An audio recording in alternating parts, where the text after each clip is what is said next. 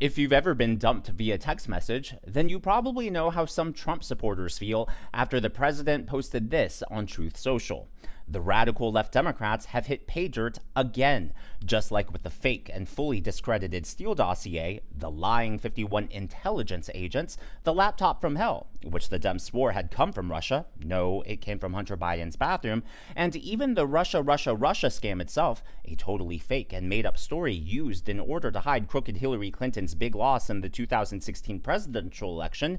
These scams and hoaxes are all the Democrats are good at. It's all they have.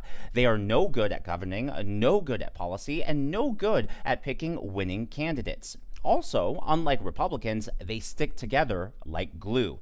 Their new scam is what we will forever call the Jeffrey Epstein hoax, and my past supporters have bought into this BS, hook, line, and sinker. They haven't learned their lesson and probably never will, even after being conned by the lunatic left for 8 long years. I have had more success in 6 months than perhaps any president in our country's history, and all these people want to talk about, with strong prodding by the fake news and the success-starved Democrats, is the Jeffrey Epstein hoax. Let these weaklings continue forward and do the Democrats' work. Don't even think about talking of our incredible and unprecedented success, because I don't want their support anymore. Thank you for your attention to this matter. Make America great again. Now, look, even though I find that post very disappointing, I'm still able, I've been very open on this channel that I can call balls and strikes as I see them. I can point out the good as well as the bad. Obviously, President Trump has had many successes in his term, from the trade deals to the economy rebounding, whether it's jobs or inflation cooling down. There's so much to talk about here, but this obviously just leaves me confused because I don't know what his strategy here is from a political standpoint. Typically, politics is a game of addition. You want to make your camp bigger, not exclude people. And right here, President Trump is pretty much calling out past supporters, anyone who's not buying the administration's narrative or the administration's line on Epstein. Hey, you're a past supporter. We don't even want your support. And unfortunately for the administration, this is already showing in the polling numbers. Now, I know a lot of people don't trust the polls, but Rasmussen is a very Trump-friendly poll, and he appeared, the president of Rasmussen appeared with Steve Bannon, who obviously is a very staunch supporter of President Trump, and he revealed that, yeah, Trump's poll numbers are plunging. Yeah, but before I get into that polling, I just want to start at a high level and say Donald Trump came in with really great approval numbers. He's brought a lot of foreign investment back to the United States. He just signed his signature legislation less than 2 weeks ago, and it's the summer. The Democrats are imploding. He took out the Iranian nuclear weapons program, which was insanely popular. And so where his approval rating should be right now is soaring. And it's not. It's plunging. It's 1 point away from the lowest net approval rating that he's had this entire cycle. And the last time he had a rating, it was -5, was back in April. That was when the market imploded 15%. So people are trying to say this isn't a big deal. People are trying to say nobody wants this Epstein information out. It's an absolute misdirection. This is horrifying. And if it isn't corrected, it threatens derailing Trump's agenda, getting rid of his political capital. If this isn't fixed, this might hang over Trump's administration. It could be his Afghanistan going into the fall with Democrats still pounding away. How come you flip-flopped on Epstein? And they are, in my opinion, there are some very easy fixes, but I just want to get to the poll. And look, if Mark Mitchell from Rasmussen is saying that, then I believe there's a lot of credibility to the fact that President Trump's polling numbers are suffering largely, probably likely, because of the Epstein controversy. It's not as if this is an ABC News or a Washington Post poll, right? This is a very Trump-friendly polling outfit, and they were, you know, pretty spot on in 2024 and 2016.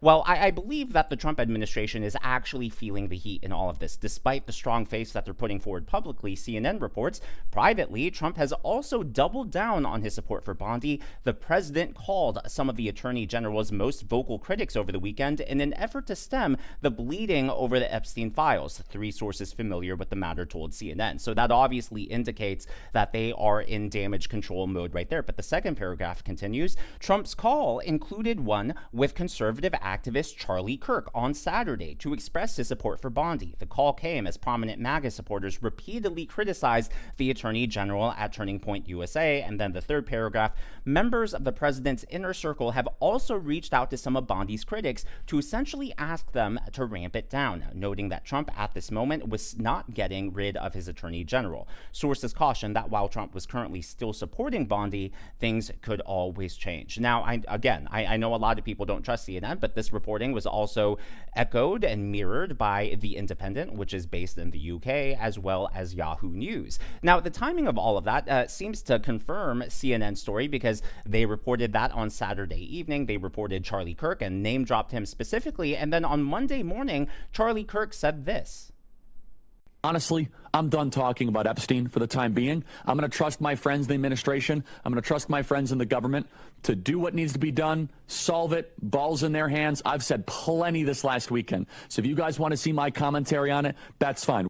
Yeah, I mean, if you want to call that a coincidence, sure, maybe it's a coincidence, but it seems to line up with the reporting. It would be one thing if CNN and all these other sources reported that after Charlie Kirk made that statement, but the fact that they reported on it beforehand, they named him specifically, and then not even 48 hours later, he makes that statement. To me, it adds a lot of credibility to that initial reporting. Now, I'm not going to blame the Trump administration for going into damage control mode. They have every right to be able to do that. Now, whether or not these influencers and content creators should oblige any administration whenever they pressure them to turn away from stories or narratives they don't like, I think that's on each individual content creator. That's personally not something I would do. That's why on the channel, especially last year, I was very clear. I will always consider myself a commentator and an analyst first, not an activist. So if I ever got that call, not only from this administration, but any future administration, you know, like I said earlier, I'm going to always call balls and strikes how I see them.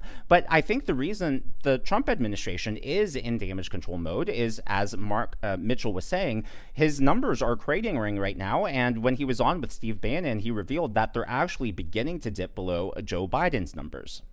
Donald Trump is crossing under Joe Biden's numbers. And so that's a pretty big reversal in less than a week. And the biggest news, I mean, that I can attribute to this, it's like maybe people have heartburn that the one big beautiful bill was, the messaging was a bit of a mess. It doesn't cut enough.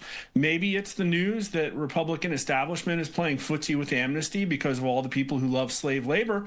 But the big one is Epstein, and people keep downplaying it. But this is not about a guy who died in 2019. This is about a representation of two-tier justice and about unaccountable government. And I don't think, I mean, listen, back in March, or it was the end of February, voters were let down on the Epstein thing too. But that's because they thought Trump was, okay, he'll just bring it later. It's been a campaign promise. And I know that he didn't specifically quote it very many times. Yeah, he never really talked about it on the campaign trail, especially at his big rallies, but he did bring it up multiple times whenever he went on podcasts, or whenever the podcast host brought it up. He definitely played along and didn't push back at the time. Now, more people in the administration, whether it's Alina Habba, obviously Pam Bondi, J.D. Vance, a lot of people in the administration have been pushing this, so it's no wonder that this has gained so much traction. But at the end of the day, only 21% of people believe the official narrative on Epstein. They believe that only 21% believe that he committed suicide, which is a really small number when you consider that President Trump won the popular vote. He essentially got 50%. I mean, just right on the cusp there. So 21 to 50, a huge gap. Do you believe the FBI and the Department of Justice are telling the truth about Epstein? 21% yes. This is a country that 50% voted for Donald Trump, 21% yes, 56% no, only 27% of Republicans, they're not buying the administration line, 15% of independents. Donald Trump started this administration with +6 among independents. He's -19 net approval with independents right now, by the way. Which is closer to your opinion?